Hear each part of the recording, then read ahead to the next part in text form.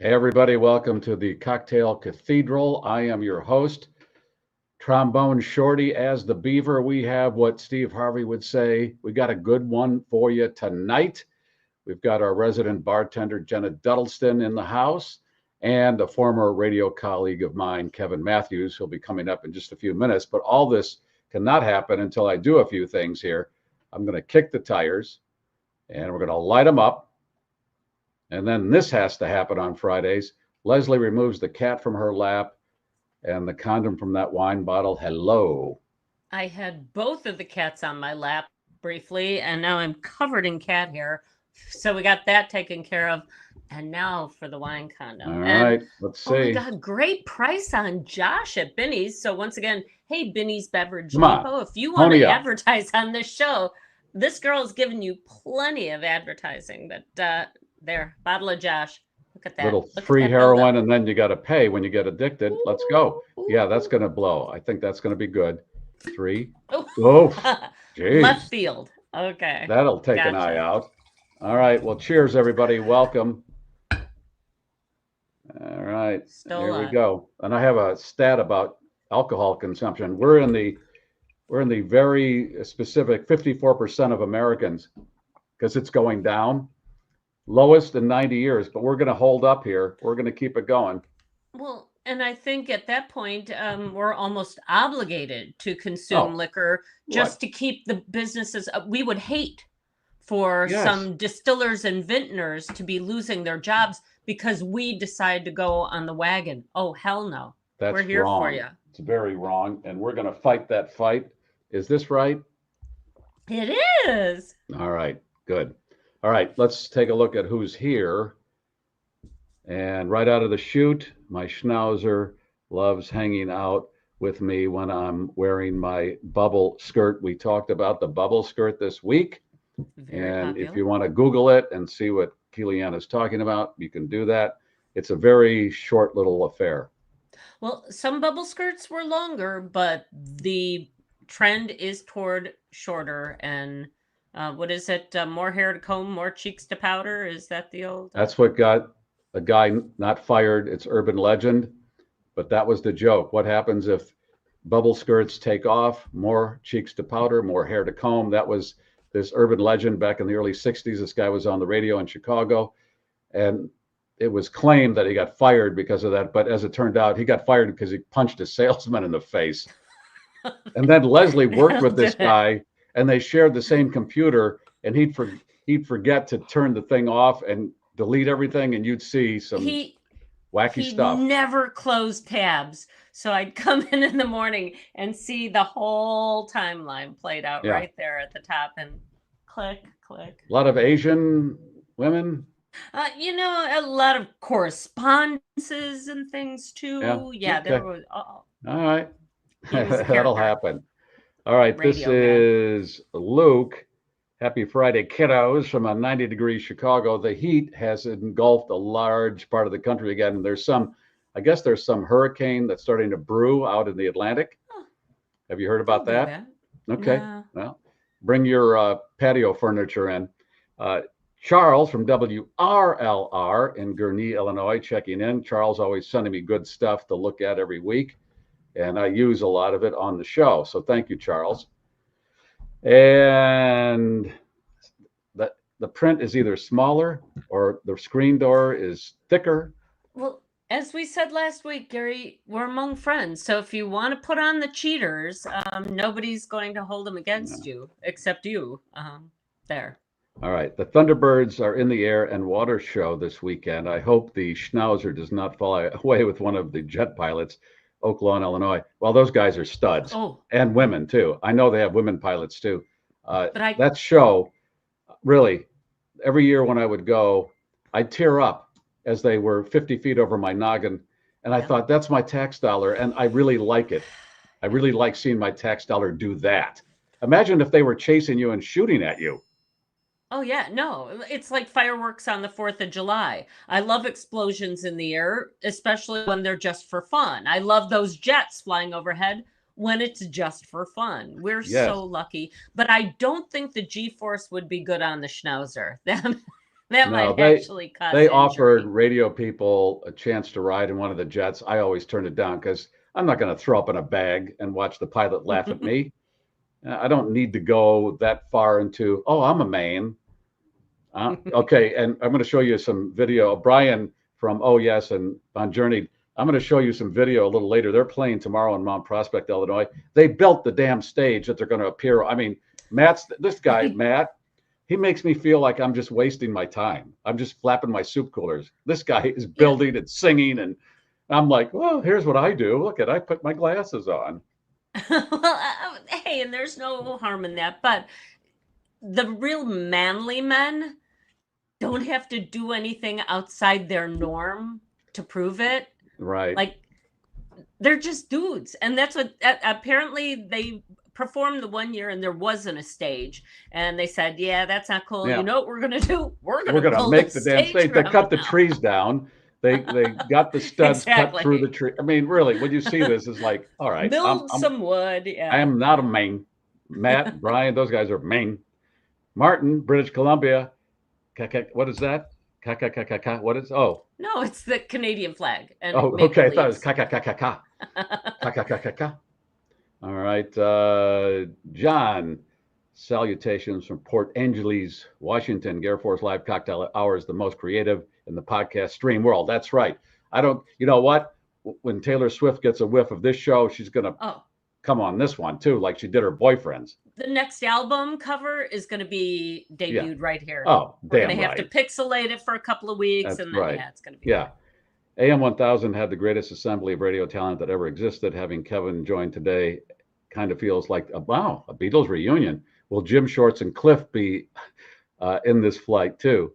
Maybe. I'll ask Kevin, and I think Cliff can stop by. He stopped by last week. Cliff did stop by last week, yeah. Yeah. All right. Who else is here? Cindy from Orlando. Hot and humid. That's odd. In Florida in August, hot and humid. Since Alan no longer updates us, I will. Alan, former producer, used to always give us that weather report. And he's the producer emeritus of the GarrForce now. Still David gives technical advice, and we love him for that. Yes, we do have him kind of out as a consultant. And the provider of the new generation GarrForce refrigerator magnets, one of which I will be giving away on today's show. Wait, look at that. That's from Alan. Thank you, Alan. David, not sure if this will post, but I'm 35,000 feet up over Denver, flying back to O'Hare International from Napa. Lots of goo. Cheers, GarrForcers. What would the goo be? Napa? Oh my God. You ever been to Napa? You've been to Napa. Yeah, there's no goo you got Napa. Kin that live around there, and it's just magnificent. No, the goo these days is all the YouTube videos I keep getting of people going berserk on airlines. You're on the plane for all of a couple of hours. How hard is it not to go to the one I think you're referring, the most recent one, this mope started yelling, I think, racial slurs and stuff. There happened to be this giant football player on there who just took him like a rag doll and shoved him in the seat. I love it. I would have pummeled the hell out of him too. We're all about the zip ties and duct tape at that point. Yeah, and this guy was about 90 pounds and mouthing off, and this gigantic man just took him like, whoop. Love it. Okay. Asshole. Okay, here we go. Kathleen, relaxing in Naperville, Illinois, looking forward to another great cocktail. Well, we're going to try our best. Cheers to you, Kathleen. And Hawkeye 94, Hall of Fame Chicago Radio today with Garry and Kev. Jim Shorts, live simulcast from the pump room. Bring on the puppets. There was some good times back then. Where were those puppets located? Oh, yeah, they were from hell. The Puppets from Hell show. Yeah, 35 years ago. Wow. Really? That long? 35 years ago. Everything's 30, 40 years ago for some of us. Hey, GarrForce from Northwest Indiana. Sounds like we have a good one for you tonight with Jenna and Kev. Yeah, I think you can't lose with that lineup. And Jenna's going to get dirty later on in the show. Wait till you see. Mac, and he's in Queen Creek, AZ. Check it in. Looking forward to some insightful conversation between Jenna and Jim Shorts. You know, okay. Right. Hello, Jenna. Thank you. All right. And Bill, Scottsdale, AZ. It's only 99. Hey, Kevhead, eat me. But it's a dry heat. And yeah, it's very, very dry. You know, before that whole experience, there weren't a lot of broadcasters going on terrestrial radio saying, eat me. Eat me. No, that was special back in the day. Mark he's on the road. All right. Glad you're taking us along, Mark. And Sue, Wayne, Illinois. Hey to Kev. What are you, goofy? All right. My friend from Puerto Rico, I see, is in the queue. I think that's coming. MEG is checking in. I hope this flight can get off the ground in this heat. We're fine. We're up. Yeah, it's all good. No problem. Mike from Puerto Rico. Scott's Vintage. We love him. Only open on Sundays. He provides a lot of the prizes we give away. He's got to turn us on to fortune-telling fish. I'll be giving away some of those later on in the show. Yeah. All right. And I'm just going off on a rogue thing here. Mike from Puerto Rico. Tim, TSA agent or linebacker. I'll take the linebacker. All right. Tim, take the edibles before their flight without doing a dry run first. And so craziness ensures. Yeah. Stupid idiots. And Mike Quilty from Orland Park, Illinois. He got the prize package. Yay. All right. And Thomas says, Freebird. That's a Kevin staple from his days on the radio. I think it's time to bring the man on. What do you say? Sounds like a plan. There he is. There we are. Hello. There he is. Thank you, my man. Kev, how are you? You know, I'm bummed because I can't turn my phone like you guys. Now, we tried to walk you through it a few minutes ago. Yeah. And if anybody knows technically what he needs to do to widen that shot. At this point, this is like those videos that people take of like a really important incident that's only going to happen for a split second, and they start fumbling with the phone and miss everything. I agree. No, I shoot every time I do a video, and I do lots of them. I always go, it's cinematic, it's widescreen, it's beautiful, but not tonight. Well, Garry, can I ask you a question? What is that you're holding up? It looks like it's that lady from Romper Room. Is that a big magnifying glass? No, it's a screen door. Oh, it's a screen door because it's summer. Well, I do it all year, but I love screen doors. You got to have a screen door, Kat. And I forgot. Akin to the teacher from Romper Room. Right. That's what people always say when I do that. That reminds me of Romper Room, and she looks through that. I didn't know mirror. What you were doing, and it's like, what are you doing? And what am I doing, Kev? If I knew, right, I'd be ahead of the game, but I'm not, and I don't know what I'm doing. But you know what you're doing, brother. Wow, what a journey you've had in the last 10, 15 years. Can I just ask, when was the last time you and I and Lane and Garry, when were we together? I mean, physically, we're not physically together, but visually we can see each other. It's been a long time. And a radio station, it could be 30 years. Wow, that's what's so amazing. And it's, you know, Garry, you and I, we've stayed in touch. And I was really excited this week when you reached out, and I'll do anything for you. But in Lane, I haven't seen you in such a long time. Well, actually, the last time I saw you, Kevin, you were very busy because you had done a presentation at my church in Westmont, Illinois, when you wrote your first book, and we'll be okay. Oh yeah. Okay, I know. I mean, I've been all over the place, you know, and it's just amazing. But now I remember that in Westmont, and then Garry, you said Puppets from Hell. That was 35 years ago. I saw that posted. 1990. Yeah. Somebody put something on Facebook commemorating it, and what a night that was. It was a nutty night backstage. Oh, God. We should have filmed that and put it out as a special, because that's where all the really bizarreness happened. It was just like, that would have been great to actually just do that and not perform on stage in front of people, but all what was happening, the egos, it was I can't even. Egos? Come on. What egos? That night was just absolutely crazy because everybody had so many technical issues and whatnot. It was just, it was crazy. Yeah, this was out in Tinley Park, Illinois, Yeah. this outdoor music festival place, Yep. and we had thousands of our listeners out there. It was, and that's, we were really lucky, Kevin. We were in radio when it was at its zenith, Yeah. and the stuff that we did and the listeners that were part of it, and we made sure they were part of the way we described it, high school with money. Yeah. And everybody was having a good time. And boy, that has not happened in a while in that medium. So that's a shame. But some of the best radio I did, I think, was when you and I, we would start at 2:30, Right. and you'd stay after your shift, and you and I would do Right. sometimes 20 minutes, a half hour. Right. That became its own little show. Oh, it did. Yeah. Everybody did that, though. That's what was so nice. You know, even if you were talking to Bonaducci or Johnny, or, you know, you guys, how you and Steve at times would mess with Chet Kopic and just throw his show right in the toilet.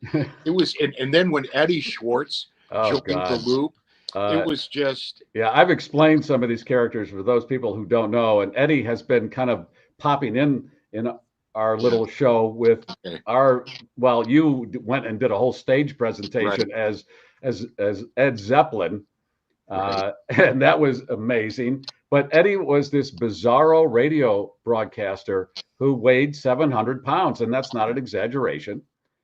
And we all liked making fun of him. And then the station hired him, which I thought that you don't want the worlds to collide like that. You want it at arm's length because it's better that way. Right. Because he's a competitive station, and we can make fun of him. And now he's in the studio, and it changed things.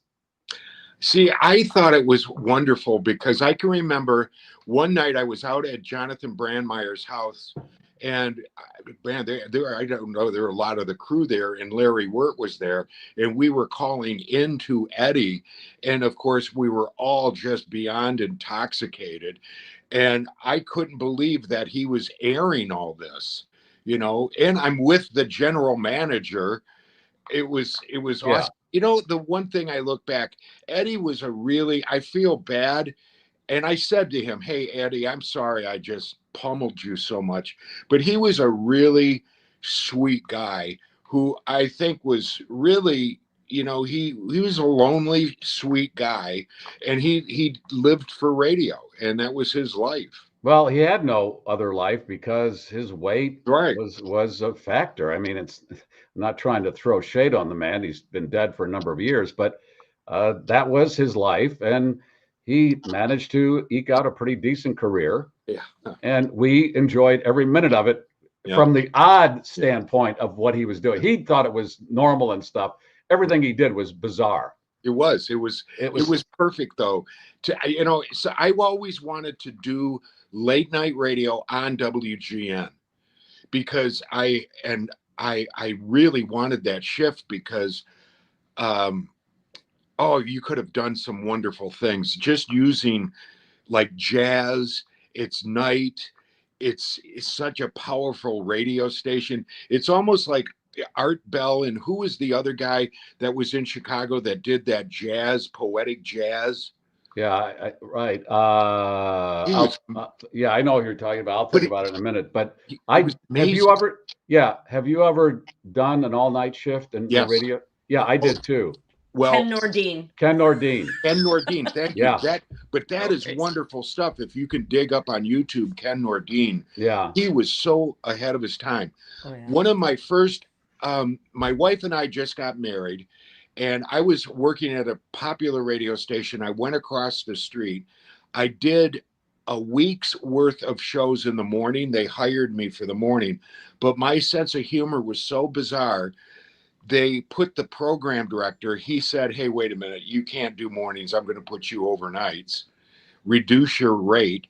And I knew that this guy was asleep at 1 a.m. Between 1 and 2, I knew he was sleeping, so I could play anything I wanted. And I did. I played British imports of the Stray Cats, everything. The Clash, Sex Pistols. One day he walks in, I'm taking phone calls. It was called Kev's All Night Radio Cafe. And he comes busting in through the door. What are you doing at my station? And he fired me. And then I went across the street again, and we just had a big, successful time. I then went to St. Louis for 9 long months. And then you, Garry, called me up and said, why don't you come work at the Loop? I was sending you and Steve Ronald Reagan tapes. And before you know it, Jimmy DeCastro and Greg Salk, I'm in a limo coming into Chicago, and I signed my contract at on Jimmy's desk, and then eventually signed it on a cocktail napkin. I think it's probably the other way around. Cocktail, then the official. Yeah, it was a cocktail napkin at the Palm. But to your point about the all-night shift, I did all nights for about a year and a half, and it was the most peaceful radio you can imagine, because you're right, management's asleep. They don't know what the hell or care what you're doing. And that audience, that third shift is locked in, because that shift is very unique to people that work all nights, and they'd be a rabid fan all the time. Yeah, because they were hooked into it, because that's their life, that's my life, and it's a very you're on the opposite end of the earth for most people. I agree. And you know, if people just woke up, and I would come home from working overnights, I would come home, or I'd go over to a friend's house, and we'd smoke weed and drink beer and listen to British imports. But on the way, you would see that the bars were packed. And I always thought, wow, these people, they're in a bar getting drunk, and then they're going to work. I realized that's the third shift. You know, they're all, but there's a whole world out there. And I love third shifters, man. They're just you're right. It's because, again, it's a very unique set of humans doing something on the opposite end of the day from everybody else. Right. It's wonderful. Yeah. And you know, again, radio, I don't even look back now. Radio died. It was murdered. It was the management and whatnot. They murdered it. It's just not what it was. And I'm having and been having so much fun on the internet with animation, with everything, live streaming platforms. I've never been happier. Yeah, and I don't know why they murdered it. It's still a great medium if they would put some life into it. But anyway, I want to get to the point of, when did you first realize you were not feeling well and then were diagnosed with MS? I was on the air. I had come back. I was in Chicago for the longest time. I left in 2005. And it was sad what happened, but you know this, Garry. Were you getting to a point you're competing against Sirius XM and just everything, and they want to cut your pay in half. But at the same time, you go, you want to cut my pay in half, but at the same time, our show is billing millions of dollars. And I said, I can't do that. And so unfortunately, I had to pick up stakes from Chicago, and I came back to where my radio career began in Michigan. And, you know, Deb's parents are down towards Detroit, and it was just time to make a move. And I always say that there's no such thing as a coincidence. Things happen for a reason. And here I am today. And I look where you're at today, and Lane, where you're at, and you look, we're supposed to be exactly where we are today. Yeah, well, that's your philosophy. I've asked that question many times. Do you believe in fate, kismet? What is the way you go about your life? And when things happen, whether they're good or bad or whatever, is it supposed to be? That's the way it is. There's nothing you can do about it, and you just have to navigate it in that kind of mindset. Yep. Now, when did you get MS? Well, I was on the air. So I'm back doing the radio station that I loved, and I'm working with Ed Buchanan, who, you know, really was my mentor in radio. He was my news guy, and he taught me everything I knew. And I'm on the air. It's Tuesday. It's 7:15 in the morning, and all of a sudden I can't move my hand, my arm, or my leg. And I honestly thought I was having a stroke. And I took a break, and I said to Ed, I can't move. And our show was just like the Loop. I played not a lot of music. And that morning it was just odd. I couldn't walk. And what was sad about it, I did not go to the hospital until Friday. And I was driving back and forth from Michigan to Chicago because I thought I knew it all. We're going to be able to, sell our house in Chicago. That took 3 years. So I'm commuting. I'm driving back to Chicago. I can't drive that well because, again, my hand, my arm, legs all numb. And I go to Northwestern, and they took an MRI, and the neurologist, she brought Debbie and I into the office and said, you have a large walnut size mass growing in your brain, and where it's located, we can't operate. So we want to do a biopsy. That could kill you. We're going to do that in 2 weeks. So go home and prepare for the worst. And we were going into Christmas. And, I'm an hour away from getting a biopsy. And the neurologist comes running in and she said, it's not a brain tumor. You have a very rare form of MS. And so we're going to treat it. And they treated it with massive amounts of steroids. And, I felt horrible, and my life changed then. Here I'm dealing with MS. I'm commuting back and forth. Eventually that cost me my job because I'm not the old funny Kev. And they couldn't fire me. They didn't want me to go public with my MS because that could hurt ratings. And finally, I just said, enough's enough. I went public. I said, I've got MS. And then I signed a contract, and things were starting to settle down. A new company came in. I went down to see the new general manager, and he said, you're fired. And what happened was like, what do you mean? I just signed a contract. Well, sue us. I couldn't sue him. I got 2 weeks severance pay. So I felt like Ray Liotta in Casino or, Goodfellas, like 35 years of radio, and I got 2 weeks severance. The next morning, I was driving around. I hear this voice that says, get your wife some flowers. And I look up, there's a flower shop. Again, no coincidence. And I'm walking into the flower shop, and I look over to my left, and over by this dirty, big blue dumpster on the ground, I could tell was a statue of the Virgin Mary. And I walked over to it and I looked at it, and that was the most surreal thing that ever happened to me, because I looked at it and she's on her back. She's broken in half at the waist. Her hands are missing. She's covered in garbage. And I heard Christ, will you deny me? Will you deny my mother? And what I had to do is I had to then go into the flower shop and again, get that. And that's how come I wrote the first book, Broken Mary. It's getting the statue.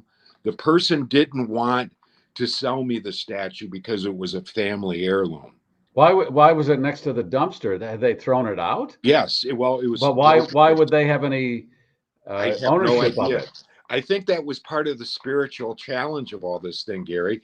And I go, it's a family heirloom. And I heard that voice again. Will you deny me? Will you deny my mother? And for the first time, I was born Catholic, and I had veered so far from the Catholic faith. But at that time, I wanted to bring that home. And I thought, okay, I know some guys up in Rosemont. We can come back here and burn this place down, and I thought, okay, that's not very. No, that's not what Mary would want. No, I don't think that's what we're going to do. And I just said, God help me. And I blurted out, I have no idea. I said, I promise I'll give money to nuns that live out around here. And I had no idea what I was talking about, Gary. But this woman, she goes, I know your voice. You're Kevin Matthews. You got fired yesterday. And I said, yeah, I got fired. And I said, seriously, can I please, I'll make a cash donation to these nuns that I didn't know what I was talking about. She said, yeah. And I just took the statue, put her in a car. And that statue meant so much to me because at that time, Gary, I was just hitting rock bottom.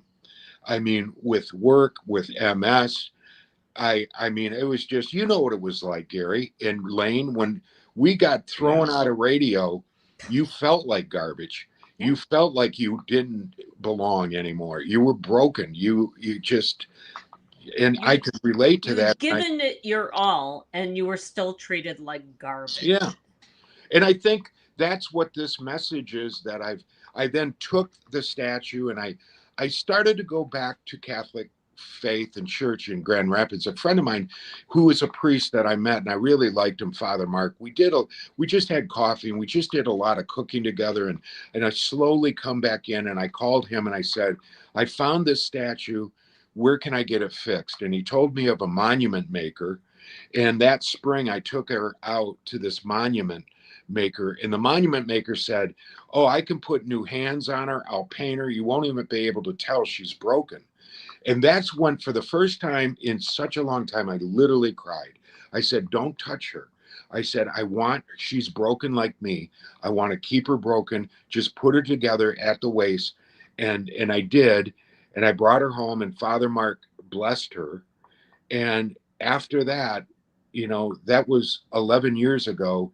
And now here I am with 2 books, bestsellers, with Matthew Kelly, my publisher. And on October 7th, the story of this journey goes to 1,000 theaters. And yeah, let's talk about the movie. How did that all get orchestrated?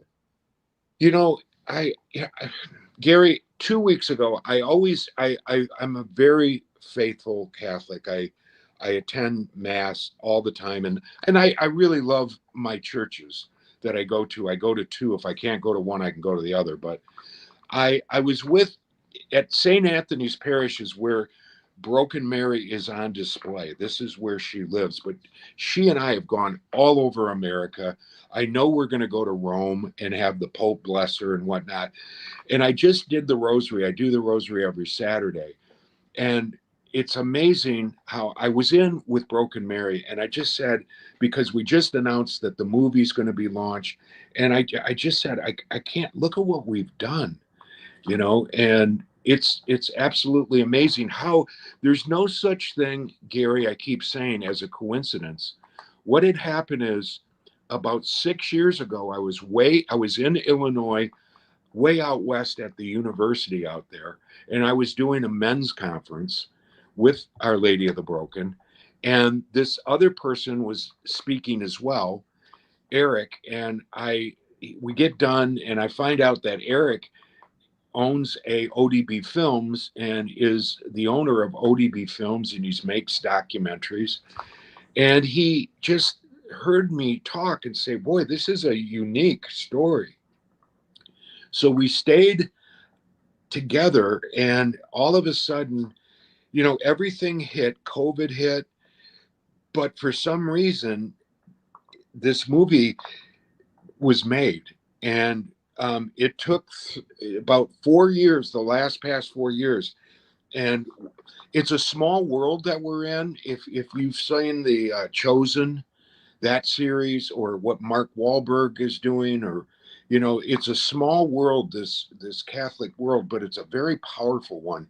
It's a really attracting young people, and it's global.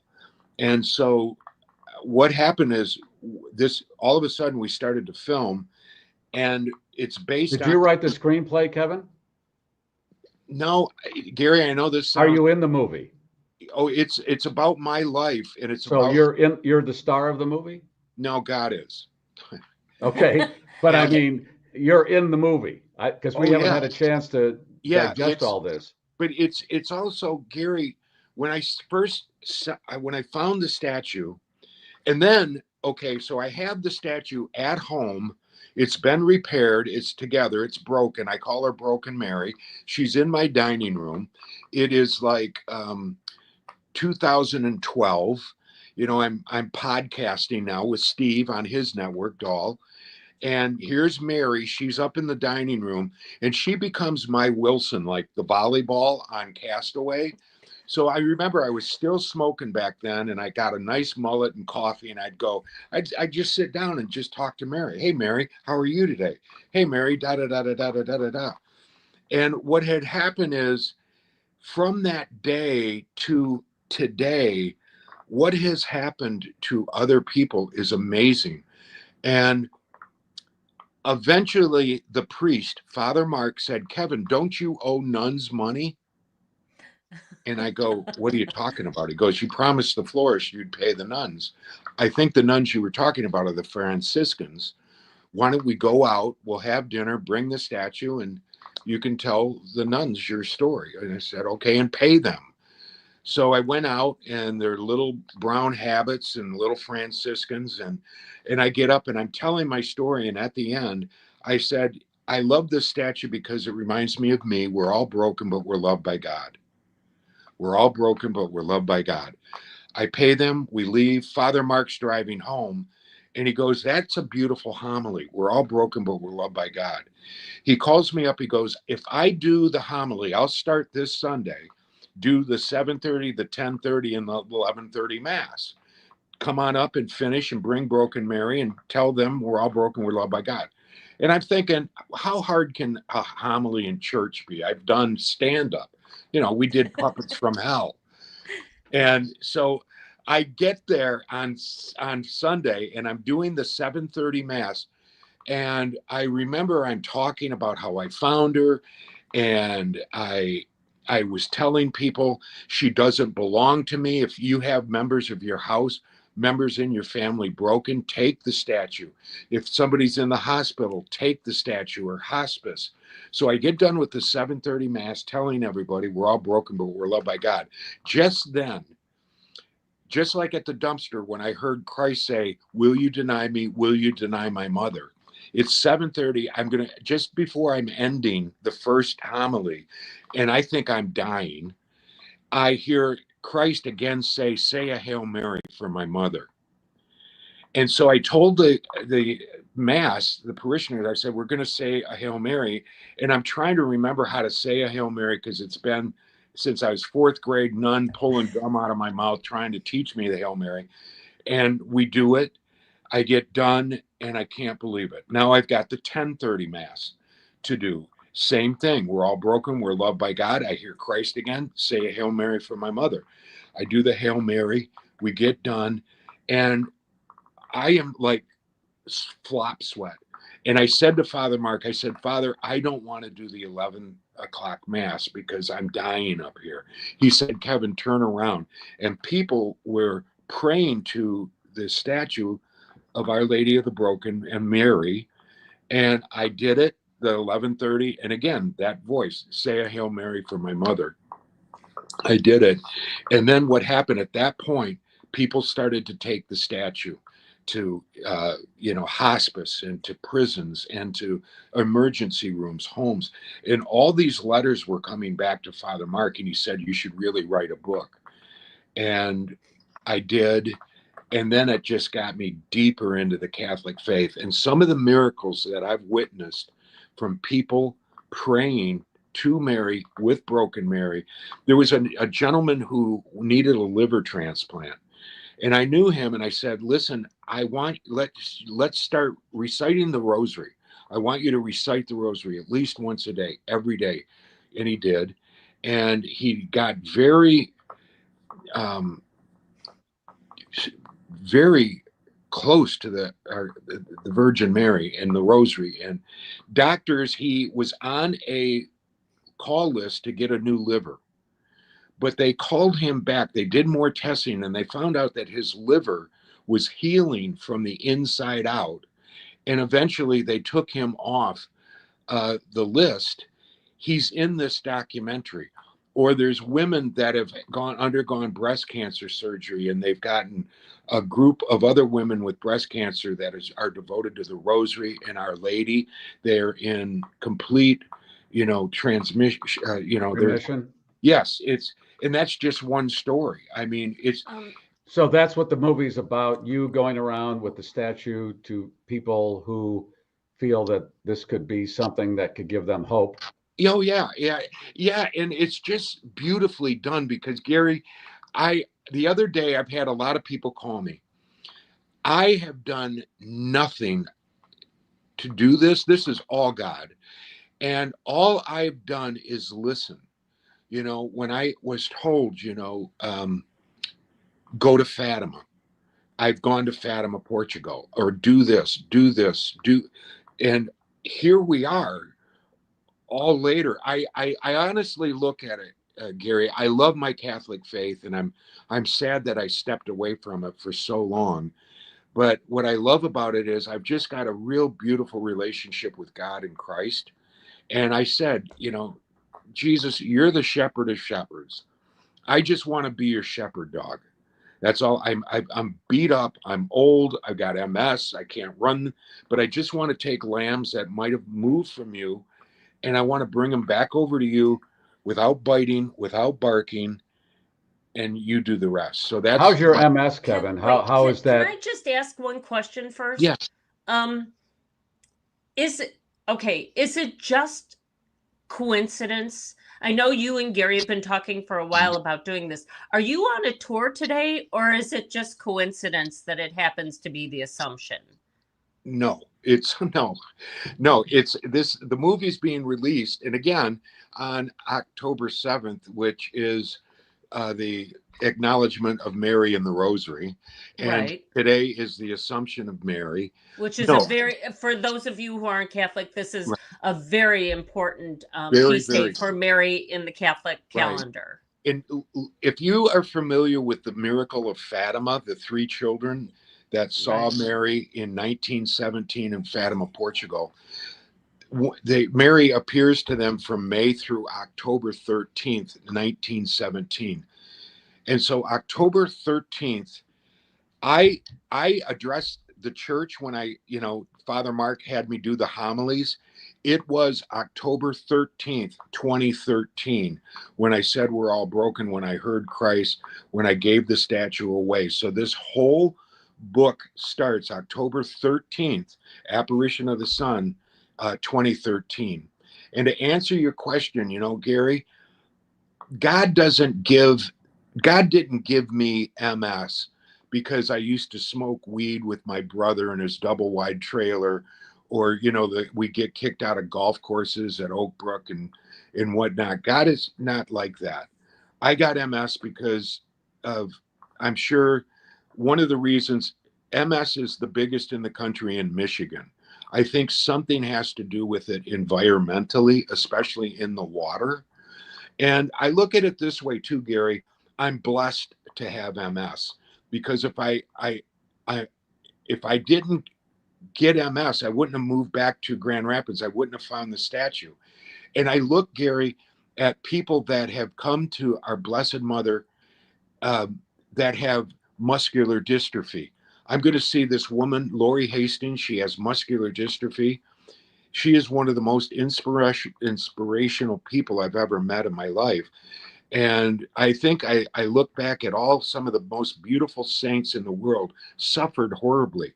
Look at Bernadette Soubirous from France. I mean, what she endured, or just Christ himself at the crucifixion. So I'm very blessed to have MS. And I because somebody has it worse. And I'll tell you, it was a real wake-up call, Garry. My first book, Broken Mary, was very popular and still is in prisons. And I eventually go over to prisons, I still do, and I'm talking to lifers, and I can't ask them what they're in for, but I know it's not parking tickets. And Garry, these people are now, they've become Catholic.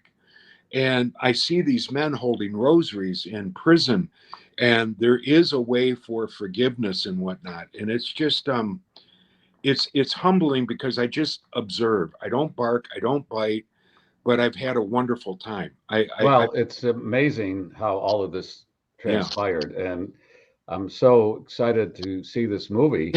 And how did it get financed and everything, Kevin? Did the people that are owners of the documentary company, they just said, we'll take care of all that? And well, no, what happened was, Garry, ODB Films has really got a history of great filmmaking.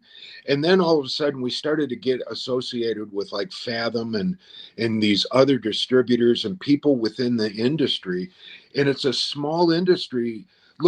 If you look at Mel Gibson, what he's doing right now with the second part of Passion of the Christ, it's the Resurrection of Christ with Jim Caviezel. And this is being shot right now in Sicily. There's 2 parts to it, but that's all been financed by Mel Gibson himself. The Passion was financed. It wasn't financed by Hollywood. They Right. stay far away from any faith-based, and look Well, where they're you at. know, it's all dollars and cents. That's But the bottom line with them. They Yeah. don't think that's going to make them the millions and millions that they want to make, Right. because it's not a Marvel universe picture. And you But know they're what? finding, I think, more and more, to your point, Kevin, that these faith-based movies, there's an audience. Oh, there's a huge audience, because I think for the most part, Gary, people are good, and the people that are broken and are bad can always become good. One of my favorite sayings is, all saints have a past, all sinners have a future. And I'm not here to judge, but I look at Hollywood and look at how they've imploded, and I look at The Chosen and that miniseries, how that is just, yes, there is a huge audience. Even with Christian music, it's not like how it used to sound. Some of these Christian bands, many of them are selling out arenas and stadiums. Well, I think it's ironic, Kevin, the station that you and I enjoyed tremendous success, The Loop, was bought by a Christian company. Right. So you got John the Baptist in the morning, you got Mary Magdalene in the midday, you got Jesus doing afternoon drive. So that's their lineup. I mean, that's what it is. That was bought by a Christian company. Well, that would be a great lineup, by the way. Yeah, if you could hire them, sure. That'd be, they don't want to pay him. Kevin, they won't pay Jesus what no, he wants. I don't think Jesus needs the money. But what's funny about it, though, is a lot of faith-based stations now, they're preaching to the choir. I don't want to do that. I want to go where people are broken. You know what I mean? It's right. And because they feel so thrown away, and nobody, everybody that's watching this right now, we're all broken, but we're loved by God. And, I still have a lot of fun. I still have a great sense of humor. How's Jimmy Shorts doing? People are asking. Jimmy is coming to ESPN in Chicago with Dave Kaplan and Ryan. And wait till you see this. It's going to be, I think, every Thursday or Friday, they pick football games. Jim is going to pick the Lions and the Bears in another game, but Jim's working with Dave Kaplan. Wait till you see this. Yeah. And Jim has been doing football picks for the last 5 years, and he's animated. This great animator, Dan Vick, has been with me for 5 years. But you're going to be able to see that on YouTube and all these platforms. Right. Like, that's how come I love the internet. I ran into Kep recently, and I asked him, I'm like, buddy, are you still working? He's like, yeah, I have a really popular Dave Kaplan? show. Yes. He's such a good guy. What a fun group to be part of. But he's so honest, and he, the last couple of years with the Bears and the coaches, he holds them accountable, and he was the only one that stood up and let's see what happens. I can't wait for football. And took some heat for it too. Yes. Yeah. So it's, and I was thinking today, because I'm coming up, I'm going to be on your show today, Gary, and I'm listening to the score because I wanted to get an update on the Bears and the Cubs and whatnot. And I realized today how much I miss Chicago. I just, well, I mean, we had such a great run there. And it was when the city had such great fizz and percussion. Everything was happening, and we were part of that. And I just felt so lucky to get that orbit. Yeah. And I know you did too. And we enjoyed such great times together. I mean, some of the stuff we did, Kevin, my God. I can't believe I'm your God, all of our gods. Yeah. Gary, that was one of the interesting things. The first book, Broken Mary. Okay. And the second book is Mary's Roadie. Is that Mary's Roadie? Yes, okay. That's the new one. But on the first book, the little Franciscan, I met a little Franciscan nun that night, and Father Mark said, you should write a book. And he goes, I'll put a dinner together. And so I went out with Sister Lucia, and she hated me.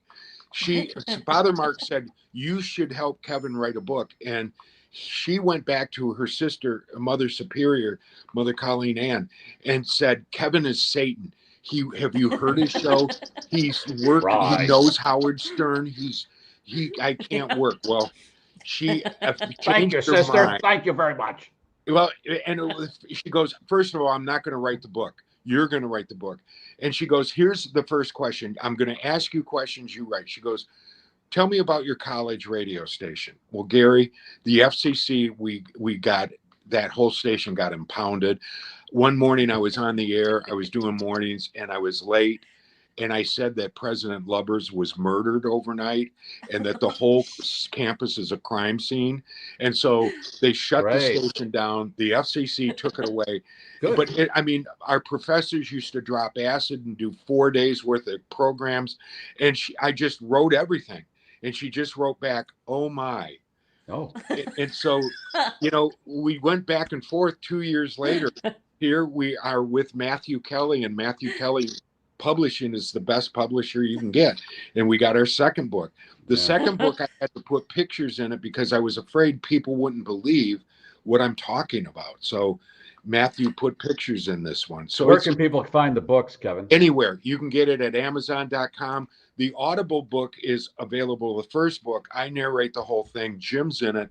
The nun's in it. Father Mark's in it. You can get that at Audible.com. That's very cool to listen to. And then the new book is everywhere you buy books. Well, I'll tell you what, why don't we regroup after the movie comes out? Oh, yeah, I would love talk that. about that. You know, and I would love now again, and I'll let people know next week, if folks go to Broken Mary Film on YouTube or Instagram, hit like and follow us. You're going to be able to find out where the theater is in your state. So it's 1,000 theaters throughout America. That's it. And that's coming October 7th. You can find out what theater. It's one night only. We'll find out what happens after the 7th, but we'll also let you know. So, Garry, I know you're over on the East Coast. And yeah, we're taking care of a family member. Right. But you know, if anybody wants to see it, or if you're in Dallas or whatever, we're going to have a premiere in Chicago. I know we'll have a premiere in Grand Rapids, but we plan on going around the country with the director of the movie. We'll be at, for example, Sundance, you know, so it's awesome. The people that are behind me on this, and I'll do anything for our blessed. Well, movie. Congratulations, Kevin. And I'm really happy for you. And thank you. Boy, you've taken something that some people would consider a real hardship and made gold out of it in so many ways. I'm having a blast, you know. Good. And Good. you know what's, and again, I just laugh because I am Mary's roadie. You know, I think Mary loves flying because I'm like, I was in 5 states in 2 weeks not long ago, you know, and it's just, I'm having a blast. She is your Wilson. Well, yeah, well, she is, and now I'm her roadie. No. Yeah. Now you're working for her. You're working for me. Okay. I'm having a blast. So. All right, Kevin. I will be in touch. Thank you. Thanks. It's great to see both of you. God bless you. So good seeing you, Kevin. Bye, everybody. Thanks, all right. Wow. Got a little verklempt there. Yeah, that's pretty. Hey, powerful. Garry, can you adjust your mic out of your shirt just a tad? We're getting a little feedback on when it rubs against the shirt. That's what she said. This is where he starts at. There you go. That. We're gonna have Jenna, but should we? Yes, we should. Okay. Should we do our sponsors or lay out the throw away the giveaway? Throw away the giveaway. Let's do the sponsors first. Okay. Let's do that. Starting. What do you have first there, Ryan? Oh, this guy here. I mean, really, I talk about a guy who's accomplishing something. Another guy after Kevin and this guy, and I feel like I'm just running in place. Matt's company is the Hale Street Group. They do high-end homes in the northern suburbs of Chicago and Fontana and Lake Geneva, Wisconsin. And we have pictures. This is Matt's barn. They had a wedding there, and that's his barn. Okay, yeah. And he can make that for you. Wait, that's Hogwarts. No, that's cooler than Hogwarts. Yeah, look at that. Oh my God. Yeah, Matt built that. Yeah. And we have something else that he built. This is part of somebody's home. Look at how beautiful that is. That is some That's a beautiful They'll work layout. within your budget. They do room additions and they have an in-house architect. And hey, Ryan, let's play that tape for Oh Yes. And they're building the stage where they're performing on tomorrow. Watch this. Yes. Watch this. Here we go. Here we go. We are another year. 56 Music Fix. Mrs. P and me setting up the stage. There's acts all weekend long, starting on Friday, I believe. We start with Ken. Ken Dick's the headliner tomorrow night at 8 o'clock. Awesome. Great bands before. Ernie Hendrickson at 11 o'clock inside. Starts up again Saturday afternoon at noon. Go until Sunday. Go Ken, go. And Saturday night, Oh Yes Band, baby. 8 o'clock. Chris B, Mrs. P and me. This is where the party is at for 56 Music Fix. Right here. Only place to be. And we just got done putting all the cut down trees through the splitter. And we made our own 2x4s. And here we are. The hardest part was cutting down the tree. Hardest part was cutting down the tree.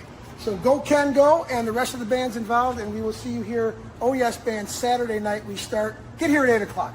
Talk to you soon.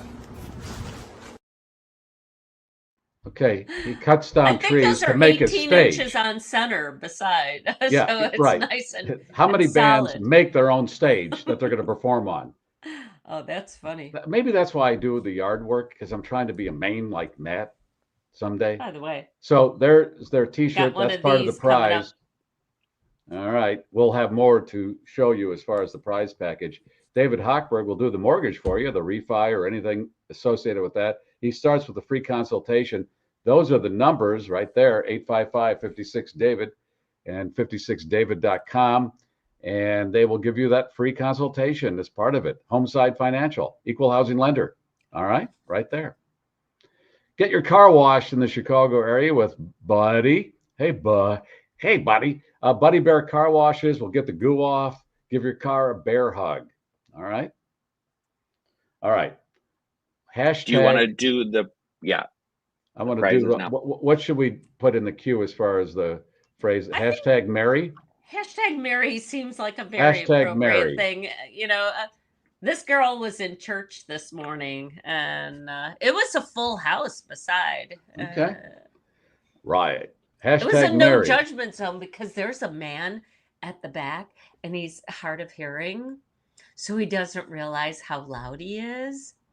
But it's kind of sweet because he gets to singing, and it makes everybody else sing extra loud. All right. And yeah, I mean, you Okay. don't know. All right. Put hashtag Mary in the queue. We'll show you all the prizes in just a minute because we want to get Jenna on. She's probably got things to do too, but that's one of them. Yep. And we'll show you the rest of the stuff in a few minutes. Jenna. What's up, guys? All right. I have a Mary story for you to kind of tie into this together. So the apartment that I am in, I have been in now, it'll be 4 years. It's 4 years. I think it's probably 4 years this week because I moved in around the like novena time.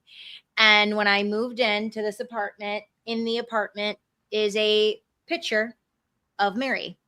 And it has been here since they built it. The first woman who moved in put it in here. There's been 4 women that have lived here, and every woman has moved out in with their husband and left to move in with their husband. So I talk to Mary all the time. So You're next. that's just, yeah, no, seriously. Like, so as Kevin on, I was like, wait, what? Mary. And I was like, I'm with him. I don't believe in coincidences. I think everything happens as a truth. That's so, interesting. Wow. That's a vortex. That's what I call a vortex. Mary's with us today during the show. She's watching, and I think she would enjoy a cocktail or two. And you will leave with your husband someday. Wait, okay, so with that, the very first miracle that Jesus performed, what was it? It was because his mom was at a wedding and they ran out of wine, and she went, "Son, they ran out of wine. Could you get some more wine for us?" Get some there more you go. wine. Yeah. And he did. Right. So, And he started with just one bottle, and it just kept And multiplying. it just kept multiplying. It Big just kept jars, coming yeah. in. Yeah. So he popped the condom, and boom. Jesus popped the condom, and Mary Jesus said, popped the "Great, condom. make me another bottle of wine." Probably not, but maybe, probably not. Yeah. So Jenna, you're what is getting dirty. you got a today. dirty I martini am. you're going to do tonight, right? I am. Let me I have a chilled glass, so let me grab it because again, we want it to be nice and frothy for us.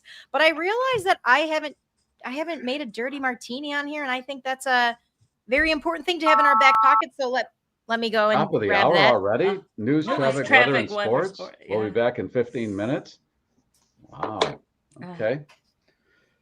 It's going to be a hot one this weekend in most of the United States. If you're traveling throughout the Chicagoland area, the Kennedy Expressway is fresh these days. Apparently, the construction project that was slated to last something like 3 years is now over 3 years and way over budget. Over budget. That's the Chicago way. Now, there you go. The air and water show is this weekend in Chicago too, and there was a guy on the air that would always say, "You know why they call it the air and water show?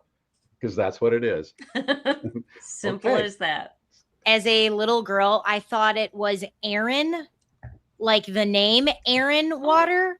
So I was like, who's Aaron Water? But okay. The air and water show. It wasn't until I grew up, like probably a decade ago, that I was like, oh, it's air and water. Okay. But that's the a Chicago thing, you know, for Tommy us Bartlett a run for his money. We like to combine words. Okay, like Jenna, that's another vortex because this hurricane that's stirring in the Atlantic is Hurricane Aaron.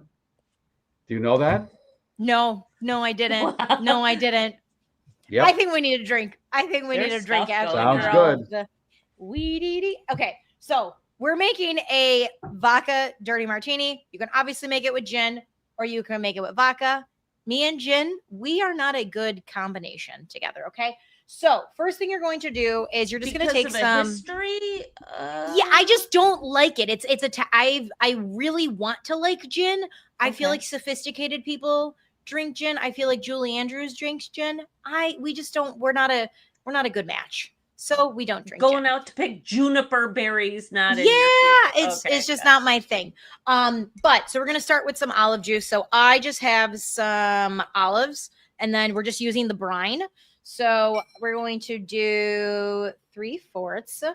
Okay, obviously, if you want it like filthy, you can do an ounce. If you want it slightly, you do a little bit less.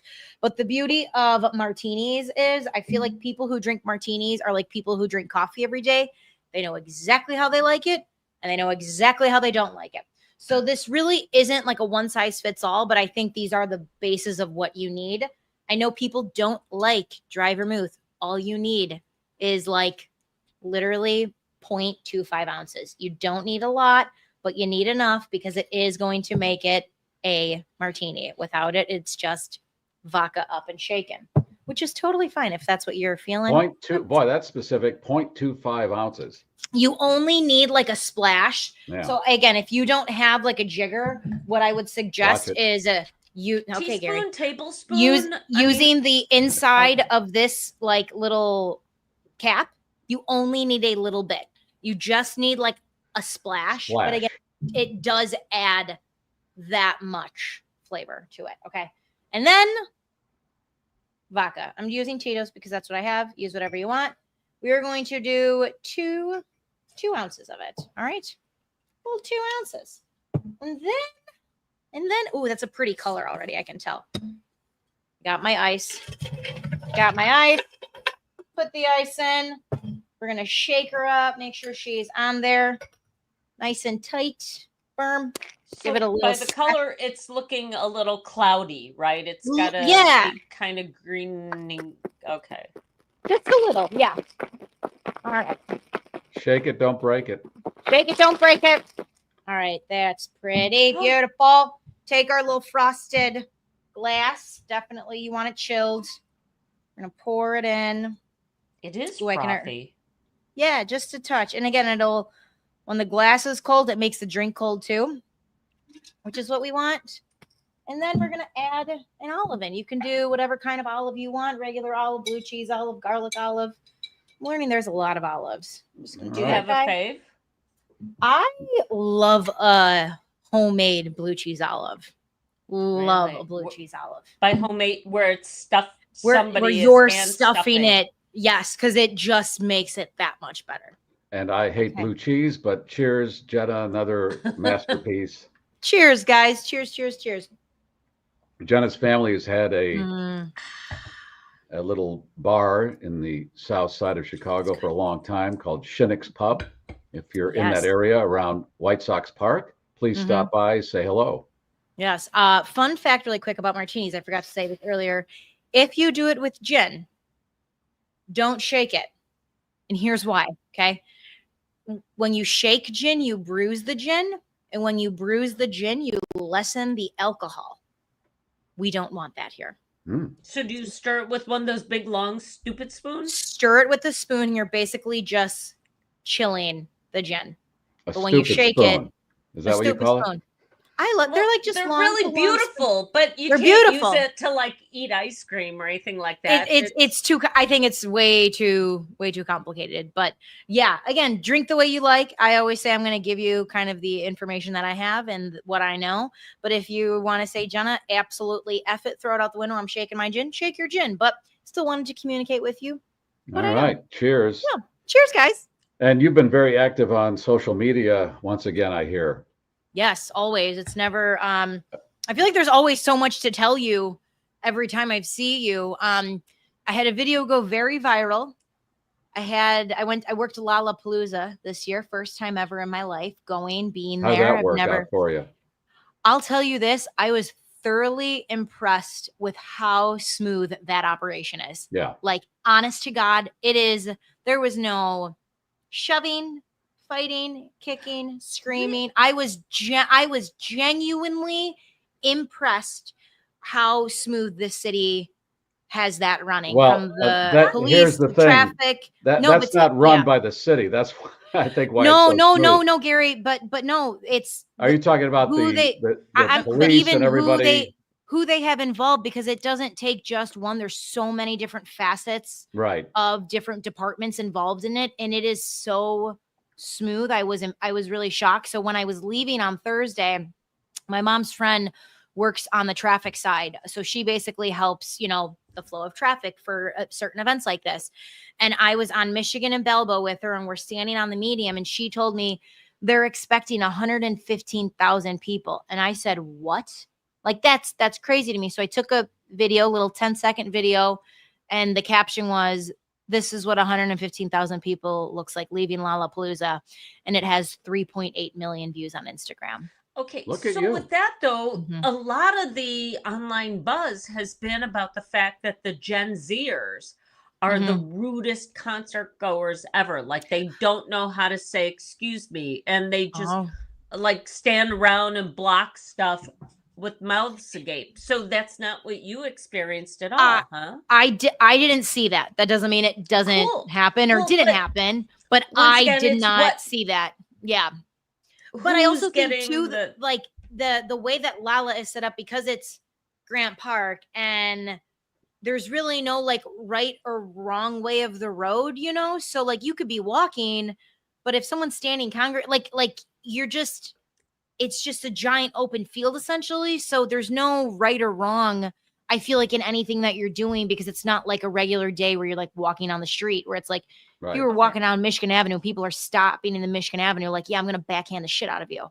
But like, this isn't one of those things to me, because it's a festival. So it's like, if you're standing here, you're standing there. But from my experience, I was really impressed with how it ran. Of arrests. You didn't see a lot of no fights, nothing like that. All right. And this is where what we see on the interwebs sometimes is just so manipulated and jaded. Yeah. No. Never. No. I mean, again, I'm sure there were probably scuffs or scruffles, but my cousin took her daughter. Her daughter is 10. She really wanted to see Olivia Rodrigo. So she said, security guard gets on stage and says, "Guys, I have a bunch of little girls at the very front who will get absolutely crushed to death. I need every person in this crowd to take 3 giant steps back." Every person in the crowd took 3 giant steps back. He goes, "Okay, now I need you to take 3 more giant steps back." Everyone in the crowd took 3 more giant steps back. No one was on top of each other. There was no pushing and shoving, and it was a smooth operation. So it really, I don't know. I was genuine. I was, again, the only word I can use is impressed. I was really impressed by Well, Jenna, all of it. to your point about Lollapalooza as a marker, the year after we were back to normal from the pandemic, they thought 100,000 people, this is going to spread, blah, blah, blah. Nothing happened after that. So that was a really, we don't have to really worry about this as much as we might have been told. So Lollapalooza is a petri dish, and it went off well. So that's good this year. Yeah. All right. Good. Jenna, and you're on TMZ a lot, I hear, so you're busy. Yeah, it's been a good few months. I won't lie. So we're gonna keep the momentum going and follow whatever the Lord or Mary has me doing, and I'll just say yes and do it as best as I can.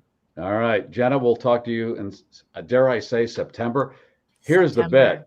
This is the first week that I have to admit the daylight is noticeably shrinking, and it's really driving me nuts.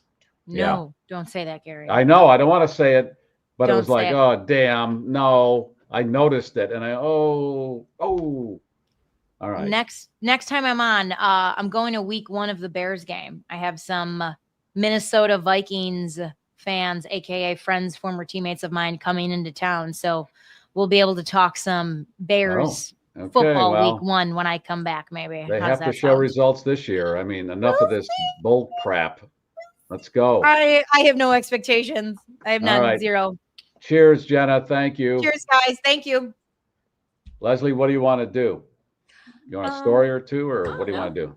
I can, but how about we show what else is in this week's prize package, because it's pretty freaking awesome. What is it? So I showed you already a couple times, but can't show it enough because they are some of our best benefactors, and that's tomorrow night, folks from Mount Prospect, Illinois, 8:00. Get there at 8:00. The 56 Music Fix at Mrs. P and Me, and you will be entertained to the bejesus belt. And go ahead and just check out the construction of that They stage. built the stage. It looks pretty the guys cool. are studs, building studs.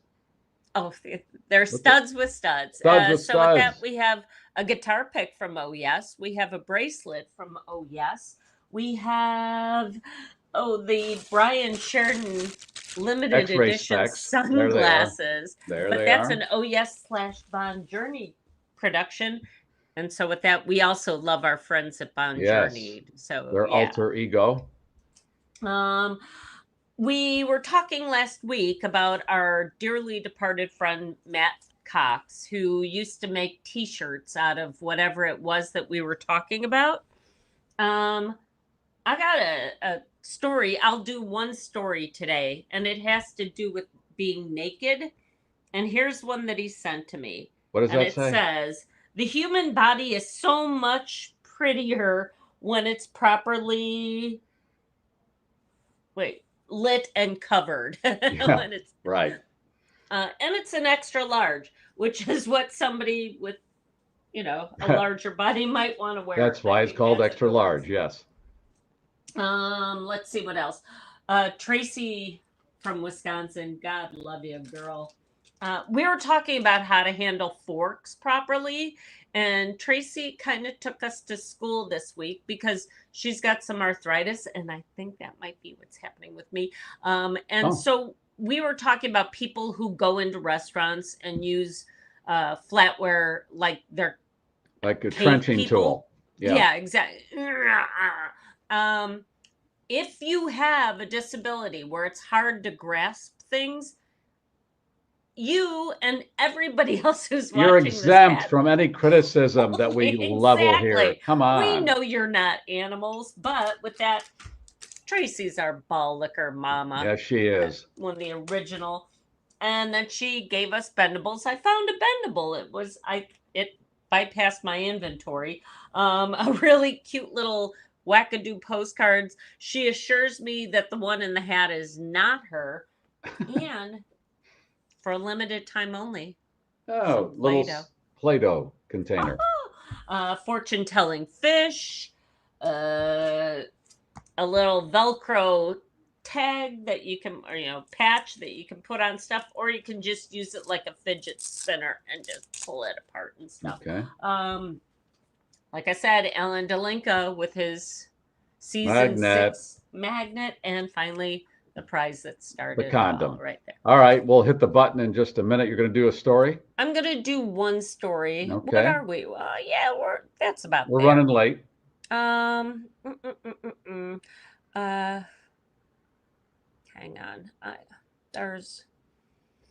I have so many. Oh, hell. Okay. Maybe I wrote too many stories. Too many stories. All right. Well, no, there's this. Pick one. Oh, this is what I'm sorry. Okay. Speaking of naked, see, I like to tie everything up. Tickets for a naked night at the museum are selling like hotcakes at a history museum in Germany. The dress code for the special event at the Baden-Württemberg House of History in Stuttgart is pretty simple. Ticket holders are being asked to turn up with a small towel to sit on and nothing else. This for the opening of an exhibit called Free Swimming Together, the History of Communal Bathing. Part of the exhibit explores the evolution of the nudist movements in Germany, hence the invitation to come and view this sans clothes. Yeah, I saw a picture of them all standing in this museum, just the bare ass back of them. Yeah, Germany is really pretty free about all that stuff. I guess they have porno shops in the airports. Well, didn't you swim naked, Gary? I swam naked, but okay. I was a child and they made me swim naked. We've gone through that. All right. It was high school. They didn't want you to bring sand to the pool. All right. I was at an event last weekend and there were so many man asses at this thing. Yes. On Halsted Street in Chicago. And as long as I guess you have a banana hammock happening elsewhere, you can wear that in public. And they don't seem to mind. Yeah. Right. Susan asks, where do you keep your ticket? Okay. Slide it through. Slide it through. Time to hit the button, Ryan, and give the stuff away. Here we go. Who's going to win it all? #Mary.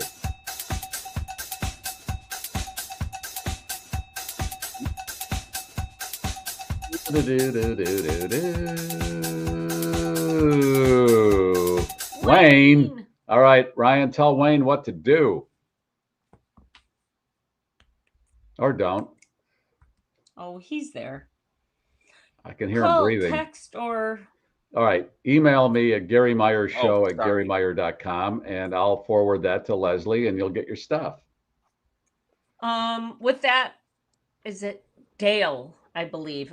Dale checks in the mail. No, literally, it's all in the mail. And come on, 2 T-shirts. How many other podcasts are giving away anything? Travis Kelce, no. Rogan, no. No. Okay, right. They might have millions of viewers, but no. All right, thank you for watching all of this. Please, tell your friends. Like and subscribe. Like and subscribe. Like and subscribe, because that otherwise we're out of business. Yeah, it really does matter. I don't have Taylor Swift as my girlfriend and all that stuff. So someday, Gary. Someday. All right, here comes the cannoli down the aisle. Please take it. It's delicious and complimentary. How do we go into this weekend with the schnauz, Leslie? Oh, you and your schnauzer just dive into a dirty martini. I'm afraid to drink martinis, but I hear they're very popular. All right, we're good. Talk to you on Monday. 3 in the green, gear is down, flaps are down. The voice of the globe, America's podcast, the GarrForce, has landed. And that's all the news and nonsense for this week, GarrForce. Thank you for streaming. If you like that, I got other stuff I think you're going to like. This is the GarrForce. Please be sure to like and share the show on all of your social networks. More eyeballs. If you're not already a subscriber, show your support by subscribing to GarrForce Live YouTube channel. For those watching a replay, that button is right here. All the rest of our episodes, right here. Boom. Shakalaka.